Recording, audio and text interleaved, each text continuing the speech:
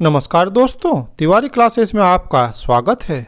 आज के इस वीडियो में पंजाबी साहित्य के महत्वपूर्ण लेखिका अमृता प्रीतम द्वारा लिखी गई कहानी अपना अपना कर्ज, इसी का सारांश या कथानक को समझेंगे। ये वीडियो आपके परीक्षा के दृष्टि से काफ़ी इम्पोर्टेंट है, इसीलिए स्किप किए बिना पूरा देखिए ताकि सारा कॉन्सेप्ट क्लियर हो जाए। साथ ही अगर आप इस चैनल में नए हैं तो चैनल को भी सब्सक्राइब कर लीजिए, जिससे इस चैनल में अपलोड होने वाला हर वीडियो का नोटिफिकेशन सबसे पहले आप तक पहुंच सके।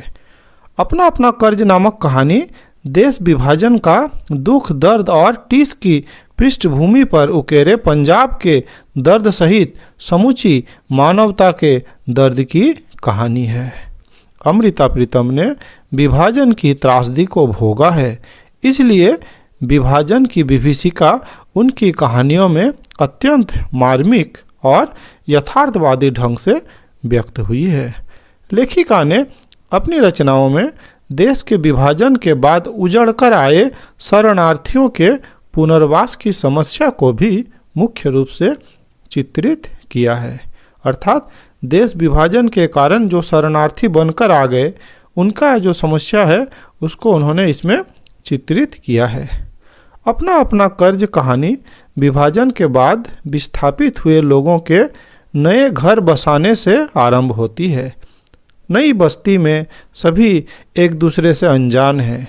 पहचान और परिचय का आरंभ मजदूरों, मिस्त्रियों, मकान बनाने वालों, चौकीदारों और चाय बनाने वाली मूर्ति तथा उसके साथ रहने वाली रुक्मणी तथा 2 वर्ष के बच्चे के कि कौन कहाँ से कैसे आया, ये आदि से होता है। यहाँ मूर्ति और रुक्मिणी इस कहानी के 2 प्रमुख पात्र हैं।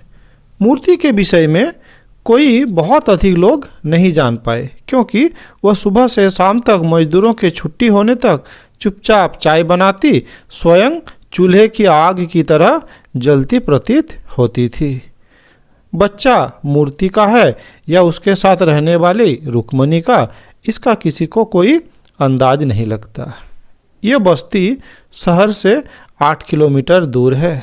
इसमें राजबख्शी भी मकान बना रहा है, जिसके न बच्चे हैं न बीवी। शायद इसलिए मकान की नींव रखने के दिन न हवन किया न लड्डू बांटे। वो अक्सर मूर्ति से चाय अवश्य पी कर जाता। धीरे धीरे वो मूर्ति से जानता है कि वो भी काफिले के साथ उजड़ कर यहाँ पहुँची है और उसके पति को बलवाइयों ने मार दिया है। राजबख्शी को अजीब कसमकस में डालते हुए मूर्ति बताती है कि वो 2 साल का बच्चा उसका है और दूसरी औरत यानी रुक्मणी उसके बच्चे की माँ है। अर्थात बच्चा उसका अपना है, अर्थात बच्चा मूर्ति का है, लेकिन उस बच्चे की माँ रुक्मणी है, ऐसा वो कहती है। यहीं से लेखिका ने नारी जीवन के चक्रव्यूह और असमंजस की स्थिति का वर्ग वैषम्य में पुरुष द्वारा नारी का हर स्तर पर दैहिक एवं मानसिक शोषण का चित्र सामने आता है। मूर्ति एक निहायत गरीब परिवार में जन्म लेकर भी सुंदर है। उसकी सुंदरता पर रीझ कर शहर के धनाढ्य भट्टे का मालिक रीझ गया। भट्टे मालिक की यह 3री शादी थी। रुक्मणी उसकी दूसरी पत्नी थी, जो अभी मूर्ति के साथ है, और उससे पहले किसी और से शादी की थी। पहली पत्नी को सुंदर न होने के कारण इस संसार से विदा कर दिया और रुक्मणी सुंदर थी लेकिन बांझ थी, इसीलिए वो उसके किसी काम की नहीं थी। पुरुष प्रधान समाज में प्रेम में धोखा खाकर मूर्ति मर्द का बदला मर्द से लेने के लिए भट्टे वाले से शादी के लिए हाँ कर देती है, क्योंकि जिस लड़के से वो प्यार करती थी वो गरीब था लेकिन जवान था, उसी से गर्भवती भी हुई थी। पता चलने पर उसने शादी से इनकार कर दिया। मूर्ति के माँ बाप गरीब जरूर थे, परंतु इतने भी नहीं कि बेटी को बेच देते, लेकिन बेटी के आग्रह पर माँ बाप ने उस भट्टे वाले से शादी करवा दी। भट्टे वाले के मन में बच्चे की लालसा थी। एक मर्द से धोखा खाकर मूर्ति दूसरे मर्द को सबक सिखाने के लिए शादी करती है और पूरी नफरत से इस औलाद को जन्मती है। रुक्मणी इस बच्चे को पूरे प्यार से पालती है। रुक्मणी अपने प्यार और पति को मूर्ति से बांटती है। मूर्ति बताती है कि वो बहुत ही अच्छे मन की औरत है। मूर्ति के प्रेमी को संतान उत्पत्ति का पता चलने पर वो उसे ब्लैकमेल करने लगता है। जब पता चल जाता है कि वो तो बड़े घर में उसका शादी हो गया है, तो फिर वो ब्लैकमेल करने लगता है। दुखी होकर मूर्ति एक दिन रुक्की के पास सोए बच्चे को उठाकर आत्महत्या के लिए निकल पड़ती है। रुक्मणी उसकी पूरी कहानी सुन न केवल उसे सांत्वना देती है बल्कि उसके साथ खड़ी होती है। उसके प्रेमी को भी झूठ ही कहकर खदेड़ देती है कि भट्टे वालों ने उसको मरवाने का बंदोबस्त कर लिया है। यह सुनकर वो पुराना प्रेमी तो भाग जाता है, फिर कभी नहीं आता है। राजबक्सी को मूर्ति के जीवन के बारे में सुनकर अपना कद बौना लगने लगता है। वह सोचता है कि वो किसे सहारा देने की सोच रहा है। मूर्ति कहती है कि उसे अगर शादी करनी है तो रुक्की जैसा मर्द चाहिए, अर्थात रुक्मणी जैसा व्यक्ति चाहिए जिसमें दूसरों की भावना को समझने की सूझ हो। संसार संभवतः मनुष्यता के इन्हीं गुणों द्वारा परिचालित है। मूर्ति रुक्मणी की मानवीयता को सबसे ऊपर समझती है। रुक्मणी चाहती तो भट्टे वाले अर्थात अपने पति से मूर्ति की हकीकत बयां कर सकती थी, है ना, ये उसी की सौत थी। लेकिन उसने अपने आंचल की छांव में न केवल मूर्ति को आश्रय दिया बल्कि उसके साथ बच्चे पर भी पूरा मातृत्व लुटाया। इसीलिए तो मूर्ति कहती है कि रुक्को मेरे बच्चे की माँ है। बच्चे को मैंने जन्म दिया है लेकिन ये बच्चा रुक्मिणी की है, इसीलिए ऐसा मूर्ति कहती है। लेखिका यहाँ स्पष्ट करना चाहती है कि वैवाहिक जीवन प्रेम विश्वास के साथ साथ पूर्ण समर्पण की आधारशिला पर टिका होता है। लेखिका विवाह नाम की इस पवित्र संस्था में औरत पर होने वाले अत्याचारों को दिखाना चाहती है। पुरुष प्रधान समाज में मर्द पैसे के बल पर अपनी कमजोरियों को छिपाकर बार बार विवाह रचाता है। वो धन के बल पर औरत को बेजान निर्जीव चीज समझकर रखता है। मूर्ति स्पष्ट शब्दों में कहती है कि असल में मर्द न उसे मिला न मुझे, अर्थात न रुक्मणी को मर्द मिला न मुझे, लेकिन हमारे समाज में कमियां होने पर भी मर्द तो मर्द है। मूर्ति समाज की इसी धारणा को चुनौती देती हुई कहती है, क्या सभी बंदिशें केवल औरतों के लिए ही है? इसीलिए समाज की पारंपरिक व्यवस्था को ध्वस्त करती हुई पति और पुरुष की नई परिभाषा गढ़ती हुई मूर्ति नारी विमर्श की प्रवक्ता दिखाई देती है। मूर्ति रुक्कों के उपकारों को न तो भूलती है और न ही भूलना चाहती है। भारत पाक विभाजन में दोनों के पति को बलवाइयों द्वारा मार दिया जाता है। असल में दोनों का पति एक ही था, तो बलवाइयों द्वारा उसे मार दिया जाता है। विस्थापित होकर दोनों एक दूसरे का सहारा बनती है। लेखिका ने यहाँ एक मुद्दा यह भी उठाया कि उजड़कर आए इन लोगों की अपनी पहचान खो गई है।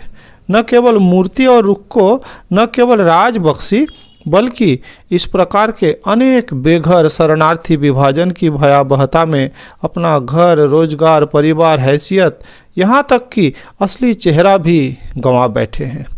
ऐसे विस्थापित चेहरों की एक ही पहचान और वो शरणार्थी बनकर वो रह गई है। इन सबको जोड़ने में इनका यही दर्द केंद्र में होता है। इसी दर्द से जुड़ा राजबक्सी मूर्ति में अपना भावी जीवन देखता है। आज उसकी जिंदगी शून्य से भरी है, क्योंकि वह भी काफिले के साथ बचते बचते हिंदुस्तान पहुंचा है। राजबक्सी खोई हुई पहचान और हैसियत में मूर्ति से प्रभावित हो उससे शादी करना चाहता है। मूर्ति भी इस बात को समझती है कि राजबक्सी उस बस्ती में उसके लिए ही आता है। मूर्ति भी उसके प्रस्ताव पर स्वीकृति की मुहर लगा देती है, अर्थात ये भी राजी हो जाती है शादी करने के लिए। यह स्वाभाविक है कि दो अधूरे व्यक्तित्व एक दूसरे के पूरक बनने की सोचें। राजबक्सी को उसकी भाभी ने शायद लड़कपन से ही अपने चक्र में फंसा लिया था। अनजाने में हुए इस पाप को प्रायश्चित करने के लिए राजबक्सी मूर्ति का आश्रय चाहता है, ताकि आगे से भाई उस पर शक न करे। राजबक्सी ने यद्यपि होश संभालने के बाद से इस संबंध को समाप्त कर दिया था, परंतु भाई के शक की सुई ज्यों की त्यों थी। राजबक्सी मूर्ति का हाथ थामकर अपने भाई के शक और संदेह को दूर करना चाहता है। मूर्ति से रुक्को सहित शादी की स्वीकृति देता है। मूर्ति से रुक्को सहित शादी की स्वीकृति देता है, अर्थात मूर्ति चाहती है कि मैं जहाँ रहूँ रुक्मणी भी मेरे ही साथ रहे। इससे कहानी दोनों को अपने अपने कर्ज उतारने की दिशा में अग्रसर करती दिखाई देती है। अर्थात एक समय रुक्मणी ने मूर्ति को सहारा दिया था, अब मूर्ति रुक्मणी को सहारा देना चाहती है। अपना अपना कर्ज कहानी विभिन्न स्तरों पर मानव मन की अंतर्वृत्तियों की विभिन्न परतों को खोलती है। यह कहानी बताती है कि विभिन्न परिस्थितियों में उलझकर मनुष्य कैसे अलग अलग राहों पर चल पड़ता है। वास्तव में यह कहानी बाहरी और भीतरी दोनों स्तरों पर चलती है। मनुष्य का भीतरी संसार बाहरी संसार पर हावी होकर उससे न सोचे गए विषयों पर भी निर्णय करवा लेता है। मनुष्य का कृतज्ञ या कृतज्ञ होना, एहसानमंद या एहसान फरामोश होना इसके अंतर मन से परिचालित होता है। कहानी में मूर्ति और राजबक्सी का कर्ज मानसिक कर्ज है। मूर्ति रुक्को के निश्चल और सच्चे प्रेम की खातिर उसका खोया अधिकार और सुख दिलाकर एक तरह से मानसिक कर्ज से ही उर्रीन होना चाहती है, अर्थात कर्ज से मुक्त होना चाहती है। दूसरी तरफ राजबक्सी मूर्ति से शादी करके अपने भाई को आश्वस्त करना चाहता है। मानसिक धरातल पर अपने अपने बोझ तले दोनों पात्र कर्ज उतार कर उर्रीन होकर प्रायश्चित करना चाहते हैं। इसीलिए इस कहानी का नाम रखा गया है अपना अपना कर्ज। इस कहानी के सक्रिय पात्र मूर्ति और राजबक्सी को कहानी कहने वाले ने अपना प्रतिनिधि बनाया है। लेखिका ने कहानी में मूर्ति को नारी जाति की दुरावस्थाओं का सटीकता से वर्णन करने वाला अपना प्रतिनिधि बनाया है।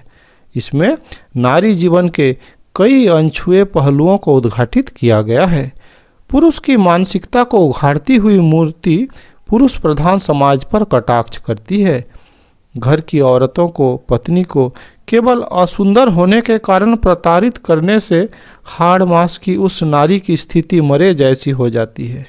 लेखिका ने इस बिंदु को भी रेखांकित किया है कि औरत केवल बच्चे जनने वाली मशीन नहीं है।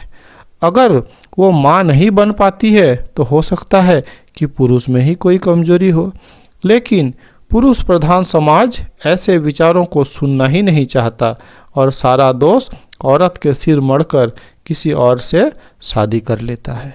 लेखिका ने रुक्को और मूर्ति के माध्यम से समाज की नारी की अबला मानने की सोच पर करारी चपत लगाई है।